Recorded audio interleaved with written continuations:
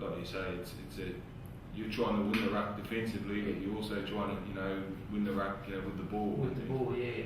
So that's it's a real arm wrestle type situation that you have there. Strangely enough, with that attacking through the ruck, is that it's the big guys in the main, but some little guys cause havoc in the middle of the ruck, don't they?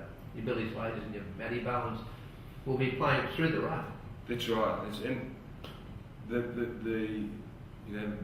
the problem there is, or the issue there is if, and it comes back to you winning that first contact. If you're a bit untidy or you lose a tackle in the middle of the ruck, and you got guys like Bowens and the Slaters and Carmichael, the Hunts, they're sniffing around the middle of the ruck. You got someone lying on the ground. That's where you're really going to get hurt.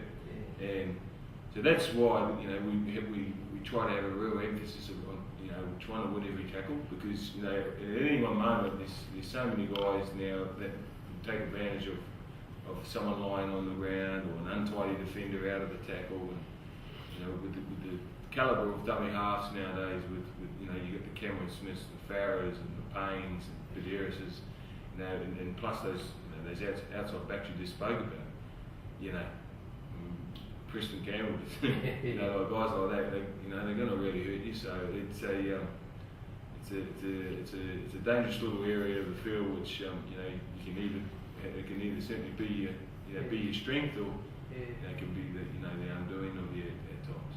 I know we're probably harping on it a bit, but really, if you do control that ruck, you get so much forward momentum. Those players can have their day in the middle, can't they? It's very hard to defend when you're sort of walking backwards on it and they're pushing you back and getting quick play the balls on you. Oh, it gets away from you. Yeah, it does, and it might not be the first set, it might not be the second set, but over a period of time, if the opposition, the attacking opposition, they've got the ball and you're having to defend like that, then at some stage it's going to take its toll, and that's tough, real tough in this competition. Just on a personal note, I've got to ask you, because you've played had a wonderful career. How much has changed even now with football, like you talk about ruck, since you last played, which isn't so long ago, but has it changed that much? Well, I think the game's changed enormously in 2 years, and so it's from when I finished playing till when I finished playing, about 5 years previously to when I finished playing, in say 2000 or wherever it might have been, 2001, the game changed from then to when I finished. It's changed, again. It's just. Is it the speed, or is it just a wide? Oh, it's a bit of everything. It's the whole landscape of rugby league. I think has changed. From our club's point of view, because I don't know, how the Bulldogs operate, the Parramatters and the so forth operate. But I just know in terms of preparing, an organisation, our club's changed, greatly since we've been in the competition since 99, 98, and it's it's scary to think that the development of the game. Yeah, where is it going? And we're always we're very fortunate that we've got some great resources down in Melbourne and to call upon. But, it is a scary thing. With the game changing, like you say, the build of the play seems to have changed too. I mean, we're looking now for mobility, aren't we? We've got a shorter interchange, so we've got players that can play more minutes. So you really want athletes out there, don't you? I hate to use that word, but you need guys that can run for 80 minutes. Yeah, and I think the back rows of the poor, they're the poor guys that are copying that, and you look at guys like the High Marshes and the Ryan Hoffmans and these guys like that, and the Andrew Ryans.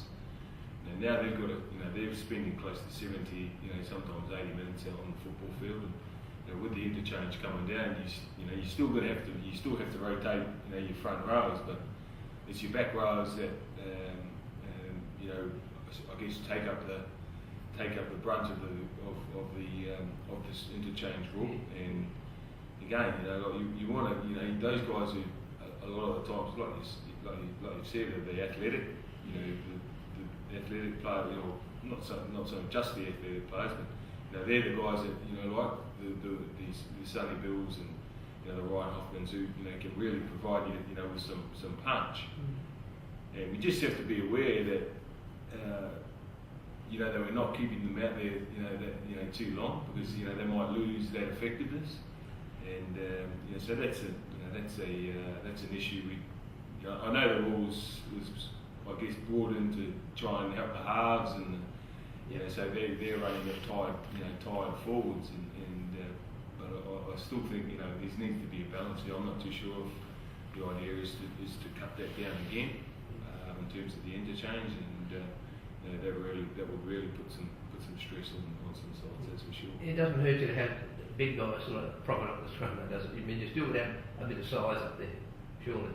Oh yeah, and that's like you say, in terms of the development of the game. You got guys that are 100, you got guys that are 105 to 110 kilos who move like back rows, and you've got footwork like back rows. So if you got some a couple of those in your side, it's pretty handy, and so you still need the bigger guys. You still need the big guys in around the middle of the field, because they certainly can cause damage. But if they've got the whole package where they can play, they can play a fair bit of time, and they're quick and they're athletic, and they've got good ball skills and footwork too. You've got a good package here.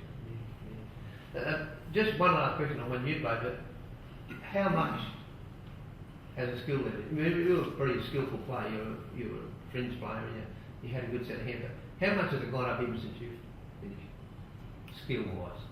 Yeah, I think just you get these guys who you get props now that are going to the line and passing, and like little Socrates. I was watching the Roosters at the beginning of the year, and the Penny Payer, I think passed the ball to Anthony Tupou. And Dad said, I was wondering who it was, because he was passing it like a half. He sort of a little head fake that he looked like he was going to pass out the back. But he ended up hitting Anthony Tupou short. And he went straight. But there's little subtleties like that, which normally in the past were halfback skills, and so from that point of view, it's certainly the players certainly and keep getting better in terms of their skill levels. So, and as I touched on earlier, guys, your front rows who've got handy footwork, who can shift the fingers around the middle of the ruck, and that's part of trying to win that ruck with the ball. If you've got players that can do that, or players that can pass the ball, little subtleties like that around the middle of the field, and that's just helping your team. It just holds on a bit, doesn't it? Yeah, that's right. It's helping your team win that ruck. If he can shift the defender and get through and get on his front, then if you've got a good dummy half, he can come out and really take advantage of that. So the skill level is certainly improved. Well, we talked about the A, B and C defence. We'll get back to the two guys that are last off the field, and there's the marker defence. Yeah. How do you structure your marker defence given different spots on the field? Like, your marker defence changes given where you are on the field? Yeah, it does.